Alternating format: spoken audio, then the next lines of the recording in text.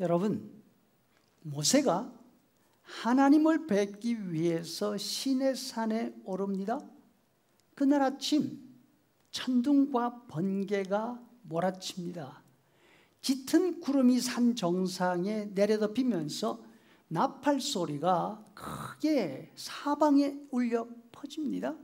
그리고 온 산에 불이 붙습니다. 사실 여러분, 시내산에 가보면 나무가 전혀 없습니다. 나무가 하나도 없는데 무엇이 불쏘시개가 되었을까요? 이 불은 보통 불이 아닙니다. 나무가 아니라 땅에 있는 무엇이든지 돌덩어리라도 다 태워버리고도 남을 그런 불이었습니다. 연기가 자욱하게 하늘로 올라갑니다. 마치 거대한 용광로에서 피어오르는 연기 같았습니다. 이런 광경 가운데 하나님이 산 꼭대기에서 모세에게 말씀을 시작하십니다. 그 모습을 보고 있는 이스라엘 사람들 얼마나 놀라고 얼마나 즐겁했을까요? 모세에게 이렇게 말합니다. 출애굽기 20장 19절, 모세에게 이르되 당신이 우리에게 말씀하소서. 하나님이 우리에게 말씀하시면 우리가 죽을까 하나이다. 오늘 시편 2절과 3절이 구름과 흑암이 그를 둘렀고 불이 그의 앞에서 나오고 번개가 세계를 비추었다 하시는데, 이 내용이 바로 출애굽 당시 이스라엘 백성들이 본 시내산 모습을 말하고 있습니다. 이와 같은 광경 앞에서 땅이 보고 진동합니다. 산들이 마치 밀랍처럼 녹아내렸습니다. 그렇다면 우리는 어떻습니까? 하나님을 생각하면 이와 같은 두려움과 놀라움을 느끼고 있습니까? 그런 일 없습니다. 당연하죠. 우리에게는 하나님의 엄청난 위엄을 볼 수 있는 곳이 지금 없기 때문입니다. 그런데 시인은 하나님의 위엄을 볼 수 있는 곳이 지금도 있다고 합니다. 어디입니까? 바로 하늘입니다.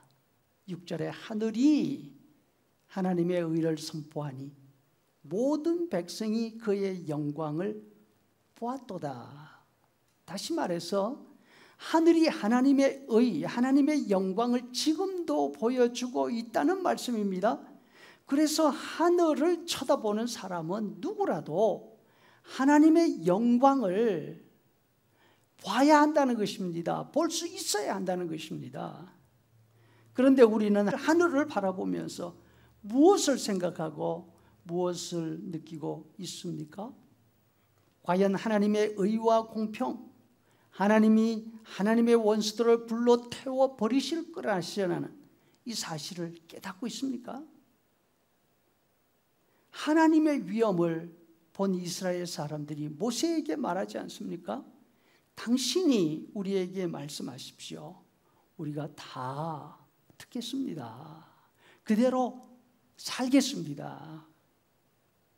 하나님의 두려우심을 본 사람들이라면 당연히 보여야 될 반응이지요. 시인도 똑같이 우리에게 권면하고 있습니다. 10절에 여호와를 사랑하는 너희여 악을 미워하라. 하나님의 엄위하심을 아는 너희여 악을 미워하라 하시는 거죠. 하나님은 거룩한 사람들의 영혼을 지켜주시고 악한 자들의 손에서 건져주시는 분이시다.